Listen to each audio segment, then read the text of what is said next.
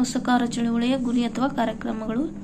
ಮೊದಲನೇದು, ಭಾರತೀಯ ವಿದ್ಯಾರ್ಥಿಗಳು ಸರ್ಕಾರಿ ಅಥವಾ ಸರ್ಕಾರಿ ಅನುದಾನಿತ ಶಾಲೆ ಅಥವಾ ಕಾಲೇಜಿನಿಂದ ಹೊರಬಂದು ದೇಶ ಸೇವೆಗೆ ತೊಡಗಬೇಕು. ಇಂಥವರ ಅನುಕೂಲಕ್ಕಾಗಿ ರಾಷ್ಟ್ರೀಯ ಶಿಕ್ಷಣ ಸಂಸ್ಥೆಗಳನ್ನ ಸತ್ಯಾಗ್ರಹಿಗಳು ಅಂದರೆ ಹೋರಾಟಗಾರರು ಸ್ಥಾಪಿಸುವುದು.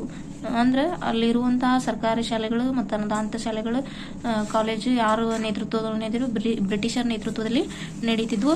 ಆದ್ರಿಂದ ಅಲ್ಲಿ ಇರುವಂತಹ ಎಲ್ಲ ಶಾಲಾ ಕಾಲೇಜುಗಳನ್ನ ವಿದ್ಯಾರ್ಥಿಗಳು ಬಂದ್ರೆ ಅದು ಕೂಡ ಅಲ್ಲಿ ಎಫೆಕ್ಟ್ ಆಗ್ತಿತ್ತು. ಆದ್ರಿಂದ ಅಲ್ಲಿ ಭಾರತೀಯ ವಿದ್ಯಾರ್ಥಿಗಳು ಸರ್ಕಾರಿ ಮತ್ತು ಸರ್ಕಾರಾನ್ವಿತ ಶಾಲೆ ಕಾಲೇಜುಗಳನ್ನ ತೊರೆದು ಬರಬೇಕು. ಮತ್ತು ಅಂತಹ ವಿದ್ಯಾರ್ಥಿಗಳಿಗೆ ಶಿಕ್ಷಣ ಕೊಡಬೇಕಲ್ಲ, ಅದಕ್ಕಾಗಿ ಹೋರಾಟಗಾರರು ಏನು ಮಾಡಿದ್ರು ಅಂದ್ರೆ ಶಿಕ್ಷಣ ಸಂಸ್ಥೆಗಳನ್ನ ಸ್ಥಾಪಿಸುವ ಒಂದು ಗುರಿಯನ್ನ ಇಟ್ಕೊಂಡಿದ್ರು.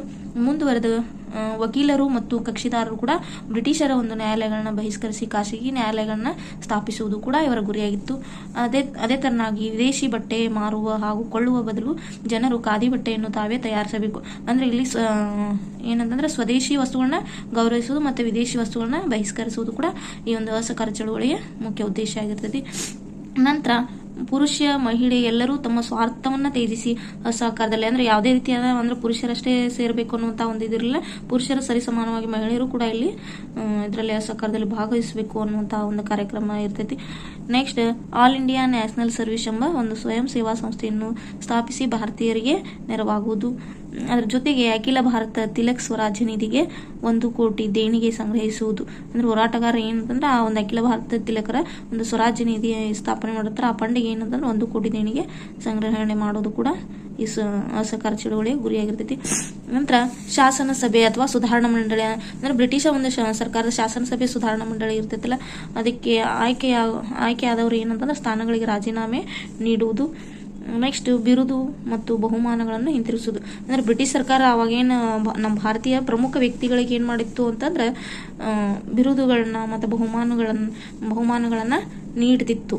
ಯಾಕೆ ನೀಡ್ತಿತ್ತು ಅಂದ್ರೆ ಅವ್ರ ಬಹುಮಾನ ನೀಡಿ ಏನಂತಂದ್ರೆ ಅವ್ರನ್ನ ತಮ್ಮತ್ತ ಏನಂತಂದ್ರೆ ಗಮನವನ್ನ ಸೆಳೆದು ಈ ಒಂದು ಟ್ರಿಕ್ಸ್ ಅನ್ನ ಇಟ್ಕೊಂಡು ಏನಂತಂದ್ರೆ ಅವರು ಪ್ರಮುಖರಾದಂತಹ ವ್ಯಕ್ತಿಗಳಿಗೆ ಏನ್ ಮಾಡ್ತಿದ್ರು ಅಂತಂದ್ರೆ ದೇಶದ ಮುಂಚೂಣಿಯಲ್ಲಿರುವಂತಹ ನಾಯಕರಿಗೆ ಬಿರುದುಗಳನ್ನ ಅಥವಾ ಬಹುಮಾನಗಳನ್ನ ನೀಡುತ್ತಿದ್ರು. ಆದ್ರಿಂದ ಅಸಹಕಾರ ಚಳವಳಿಯಲ್ಲಿ ಅಂದ್ರೆ ಅದನ್ನು ಕೂಡ ಹಿಂತಿರುಗಿಸುವಂತಹ ಒಂದು ಕಾರ್ಯವನ್ನ ಹಾಕೊಂಡಿದ್ರು. ನಂತರ ಬ್ರಿಟಿಷರು ಆಯೋಜಿಸುವ ಔಪಚಾರಿಕ ಆಗಿರ್ಲಿ ಅಥವಾ ಅನೌಪಚಾರಿಕವಾಗಿರ್ಲಿ ಅಂತಹ ಒಂದು ಸಭೆ ಅಥವಾ ಸಮಾರಂಭಗಳಿಗೆ ಹಾಜರಾಗದೆ ಇರುವುದು ಕೂಡ ಈ ಅಸಹಕಾರ ಚಳವಳಿಯ ಗುರಿಯಾಗಿದೆ. ಅಸಹಕಾರ ಚಳವಳಿಯ ಹರಡುವಿಕೆ ಅಥವಾ ಬೆಳವಣಿಗೆ ಅಂತ ಹೇಳ್ಬೋದು. ಇದು ನಿಜಾರ್ಥದಲ್ಲಿ ಹೇಳೋದಾದ್ರೆ ಅಸಹಕಾರ ಚಳುವಳಿ ಆಗಸ್ಟ್ನಲ್ಲಿ ಪ್ರಾರಂಭ ಆದ್ರೂ ಕೂಡ ಅದು ನಿಜಾರ್ಥದಲ್ಲಿ ಅಂದ್ರೆ ಸಂಪೂರ್ಣವಾಗಿ ನಡೆದಿದ್ದು ಯಾವಾಗ ಅಂದ್ರೆ ಸೆಪ್ಟೆಂಬರ್ 1920ರಿಂದ ಫೆಬ್ರವರಿ 1922ರವರೆಗೆ ನಡೀತಂತ ಹೇಳಾಗುತ್ತೆ.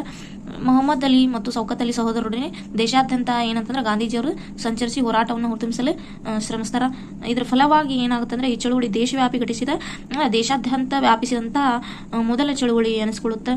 ಸುಮಾರು 20,000 ವಿದ್ಯಾರ್ಥಿಗಳು ಏನಾತಂದ್ರೆ ಶಾಲೆ ಕಾಲೇಜುಗಳಿಂದ ಹೊರಬರ್ತಾರ. ಆ 20,000 ವಿದ್ಯಾರ್ಥಿಗಳಿಗೆ 800ಕ್ಕೂ ಹೆಚ್ಚಿನ ಸಂಖ್ಯೆಯಲ್ಲಿ ರಾಷ್ಟ್ರೀಯ ಶಿಕ್ಷಣ ಸಂಸ್ಥೆಗಳು ಸ್ಥಾಪನೆಗೊಳ್ಳುತ್ತವು. ಹೀಗೆ ಸಾವಿರಾರು ನ್ಯಾಯವಾದಿಗಳು ನ್ಯಾಯಾಲಯವನ್ನು ಬಹಿಷ್ಕರಿಸ್ತಾರ. ಅದರಲ್ಲಿ ಪ್ರಮುಖ ನ್ಯಾಯವಾದಿಗಳು ಅಂತಂದ್ರೆ ಮೋತಿಲಾಲ್ ನೆಹರು ಇವರು ಜವಾಹರ್ಲಾಲ್ ನೆಹರು ಅವರ ತಂದೆ ಆಗಿರ್ತಾರ. ಇವರು ಕೂಡ ಅವಾಗ ನ್ಯಾಯವಾದಿಗಳಾಗಿರ್ತಾರ. ಮೋತಿಲಾಲ್ ನೆಹರು, ಚಿತ್ತರಂಜನ್ ದಾಸ್, ವಲ್ಲಭಭಾಯ್ ಪಟೇಲ್ ಇವು ಪ್ರಮುಖರು ಕೂಡ ಏನಂತಂದ್ರೆ ನ್ಯಾಯಾಲಯವನ್ನು ಬಹಿಷ್ಕರಿಸ್ತಾರ. ನಂತರ ದೇಶದ ಎಲ್ಲೆಡೆ ಸ್ವದೇಶಿ ವಸ್ತುಗಳ ಬಳಕೆ ಆಗುತ್ತಾ, ವಿದೇಶಿ ವಸ್ತುಗಳ ಒಂದು ಬಹಿಷ್ಕಾರ ಆಗುತ್ತಾ, ಖಾದಿ ಬಟ್ಟೆಯ ಒಂದು ಉತ್ಪಾದನೆ ಏನಾಗುತ್ತೆ ಅಂದ್ರೆ ಅಧಿಕಗೊಳ್ಳುತ್ತಾ, ಆ ವಿದೇಶಿಯ ಒಂದು ಬಟ್ಟೆಯ ಆಮದು ಇಳಿಮುಖಗೊಳ್ಳುತ್ತಾ. ಅನೇಕರು ಪ್ರಶಸ್ತಿಗಳನ್ನ ಹಿಂತಿರುಗಿಸ್ತಾರ. ಗಾಂಧೀಜಿ ಆಗಿರ್ಬೋದು, ಹೀಗೆ ಯಾರ್ಯಾರು ಈ ಪ್ರಶಸ್ತಿಗಳನ್ನ ಗಾಂಧೀಜಿಯವರು ಕೈಸರ್ ಈ ಪ್ರಶಸ್ತಿಯನ್ನು ಕೂಡ ಅಲ್ಲೇ ಹಿಂತಿರುಗಿಸ್ತಾರ. ಹೀಗೆ ಅವರು ನೀಡಿದಂತಹ ಬಹುಮಾನಗಳನ್ನ ಏನಂತಂದ್ರೆ ಹಿಂತಿರುಗಿಸುವ ಮೂಲಕ ಸಹಕಾರವನ್ನು ವ್ಯಕ್ತಪಡಿಸ್ತಾರ. ನಂತರ 1919 ಮಾಂಟೇಗೊ ಚೇಮ್ಸ್ಫೋರ್ಡ್ ಕಾಯ್ದೆಯಂತೆ ಜರುಗಲಿರುವ ಚುನಾವಣೆ ಸ್ಪರ್ಧಿಸಲು ನಿರಾಕರಿಸ್ತಾರೆ. ಅಂದ್ರೆ 1919 ಮಾಂಟೇಗೊ ಚೇಮ್ಸ್ಫೋರ್ಡ್ ಕಾಯ್ದೆಯಂತೆ ಚುನಾವಣೆಗಳು ಹೆಂಗಿರುತ್ತೆ ಅಂತಂದ್ರೆ 1909ರಲ್ಲಿ ಕೋಮುವಾರ ಚುನಾವಣೆ ನಡೆಸಬೇಕಂತ 1909 ಒಂದು ಕಾಯ್ದೆ ಇತ್ತ. ನಂತರ 1919 ಮಾಂಟೇಗೊ ಚೇಮ್ಸ್ಫೋರ್ಡ್ ಕಾಯ್ದೆ ಏನ್ ಹೇಳುತ್ತ ಅಂತಂದ್ರೆ ಅಂದ್ರೆ ಅಲ್ಪಸಂಖ್ಯಾತರಾದಂಥ ಮುಸ್ಲಿಮರು, ಸಿಖ್ಖರು, ಪಾರ್ಸಿ, ಆಂಗ್ಲೋ ಇಂಡಿಯನ್ನರು, ಯುರೋಪಿಯನ್ನರಿಗೆ ಪ್ರತ್ಯೇಕ ಮತಗಟ್ಟೆಯನ್ನ ನೀಡಬೇಕು. ಅಂದ್ರೆ ಪ್ರತ್ಯೇಕ ಒಂದು ಅಂದ್ರೆ ಇಲ್ಲಿ ಕೋಮುವಾರು ಮತಗಟ್ಟೆಗಳನ್ನು ಸ್ಥಾಪನೆ ಮಾಡ್ಬೇಕಂತಂದು ಏನು ಅಂತಂದ್ರೆ ಆ ಕೋಮುವಾರು ಒಂದು ಚುನಾವಣೆಯನ್ನ ವಿಸ್ತರಿಸುತ್ತೆ 1919 ಕಾಯ್ದೆ. ಅದನ್ನು ಕೂಡ ಏನು ಸ್ಪರ್ಧಿಸಲು ಈ ಅಸಹಕಾರ ಚಳುವಳಿಗಾರರು ನಿರಾಕರಿಸ್ತಾರ. ನಂತರ ಮಹಿಳೆಯರು ಅಸಹಕಾರ ಚಳುವಳಿಯಲ್ಲಿ ಏನಂತಂದ್ರೆ ಭಾಗವಹಿಸ್ತಾರೆ. ನವೆಂಬರ್ 1921ರಲ್ಲಿ ಇಂಗ್ಲೆಂಡಿನ ರಾಜಕುಮಾರ ಏನಂತಂದ್ರೆ ಭಾರತಕ್ಕೆ ಬರ್ತಾನೆ. ಆವಾಗ ಸರ್ಕಾರದ ಕಾರ್ಯಕ್ರಮಗಳಿಗೆ ಜನರು ಏನಂತಂದ್ರೆ ಅಸಹಕಾರ ತೋರ್ತಾರ. ಅಲ್ಲದೆ ಜೊತೆಗೆ ದೊಡ್ಡ ನಗರಗಳಲ್ಲಿ ಮುಸ್ಕರಗಳು ಹಾಗೂ ಹರತಾಳಗಳು ಸಾಮಾನ್ಯವಾಗಿರ್ತವು. ಅದರ ಜೊತೆಗೆ ಮಲಬಾರಿನ ಗೇಣಿದಾರ ಅಂದ್ರೆ ಕರಾವಳಿ ಪ್ರದೇಶದ ಗೇಣಿದಾರರು ಏನ್ ಮಾಡ್ತಾರ ಅಂತಂದ್ರೆ ಅಸ್ಸಾಮಿನ ಟೀ ತೋಟದ ಕಾರ್ಮಿಕರು, ಪಂಜಾಬಿನ ಅಕಾಲಿಗಳು ಅಸಹಕಾರದ ಭಾಗವಾಗಿ ಹೋರಾಟಕ್ಕಿಳಿತಾರ. ಇಲ್ಲಿ ಇಂಟ್ರೆಸ್ಟಿಂಗ್ ವಿಷಯ ಏನಂತಂದ್ರೆ ಲಾಲಾ ಲಜಪತ್ ರಾಯ್, ಮೊಹಮ್ಮದ್ ಅಲಿ ಜಿನ್ನಾ, ಅನಿ ಬೆಸೆಂಟ್ ಮುಂತಾದವರು ಗಾಂಧೀಜಿಯವರ ಒಂದು ಅಸಹಕಾರವನ್ನು ಸಮ್ಮತಿಸಲಿಲ್ಲ. ಯಾಕಂತಂದ್ರೆ ಗಾಂಧೀಜಿ ಒಂದು ಅಹಿಂಸೆ, ಅಸಹಕಾರ ಹಿಂಗೆ ಶಾಂತಿಯುತವಾಗಿ ಮಾಡೋದ್ರಿಂದ ಬ್ರಿಟಿಷರ್ನ ಏನಂತಂದ್ರೆ ಬೇಗನೆ ಶೀಘ್ರವಾಗಿ ನಾವು ಬ್ರಿಟಿಷರನ್ನ ದೇಶದಿಂದ ಹೊರ ಹಾಕಲು ಆಗೋದಿಲ್ಲ ಅನ್ನೋದು ಅಲ್ಲಿ ಅವ್ರ ಬೇಸರ ಆಗಿರ್ತೈತಿ. ಆದ್ರಿಂದ ಅವರು ಇವರ ಅಸಹಕಾರವನ್ನು ಸಮ್ಮತಿಸಲಿಲ್ಲ. ಆದ್ರೆ ಯುವ ಪೀಳಿಗೆ ಏನ್ ಮಾಡ್ತು ಅಂತಂದ್ರೆ ಈ ಅಸಹಕಾರವನ್ನು ಬೆಂಬಲಿಸ್ತೈತಿ. ಮುಂದುವರೆದ ಶಕ್ತರಾದವರು ಅಂದ್ರೆ ಏನಂತಂದ್ರೆ ಭೂಕಂದಾಯ ನಿರಾಕರಿಸಲು ನಿರ್ಧಾರವನ್ನು ಮಾಡ್ತಾರ. ಆದ್ರಿಂದ ಏನಾಗ್ತದೆ ಅಂತಂದ್ರೆ ಇಲ್ಲಿ ಗಾಂಧೀಜಿಯವರನ್ನು ಹೊರತುಪಡಿಸಿ ಉಳಿದೆಲ್ಲ ನಾಯಕರನ್ನ ಅಂದ್ರೆ ದೇಶದಾದ್ಯಂತ ಸುಮಾರು 30,000 ನಾಯಕರನ್ನ ಏನ್ ಮಾಡ್ತಾರ ಅಂದ್ರೆ ಬ್ರಿಟಿಷರು ಬಂಧಿಸ್ತಾರ. ಅಸಹಕಾರ ಚಳವಳಿಯ ಹಿಂತೆಗೆತ. ಅಸಹಕಾರ ಚಳವಳಿಯ ಏನಾಗುತ್ತಂದ್ರೆ ದೇಶಾದ್ಯಂತ ಅದು ನಿಧಾನವಾಗಿ ತೀವ್ರಗೊಳ್ಳುತ್ತಿರುತ್ತ ಅಂತ ಸಮಯದಲ್ಲಿ ಏನಾಗುತ್ತಂದ್ರೆ 5 ಫೆಬ್ರವರಿ 1922ರಂದು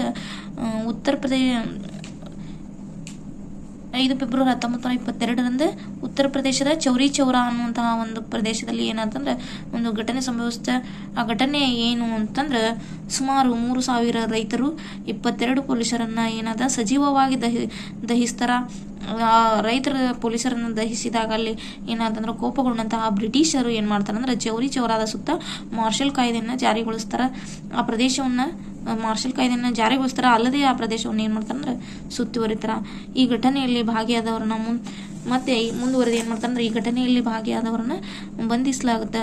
ಅಲ್ಲದೆ ಅವರಲ್ಲಿ 19 ಜನರಿಗೆ ಗಲ್ಲಿಗೇರಿಸುವ ಹಾಗೂ 113 ಜನರಿಗೆ ಜೀವಾವಧಿ ಜೈಲುವಾಸದ ಶಿಕ್ಷೆಯನ್ನು ಅಲಹಾಬಾದ್ ನ್ಯಾಯಾಲಯ ನೀಡ್ತೈತಿ. ಹೀಗೆ ಈ ಅಸಹಕಾರ ಚಳುವಳಿ ಒಂದು ಹಿಂಸಾತ್ಮಕ ಸ್ವರೂಪವನ್ನು ಪಡಿತೈತಿ.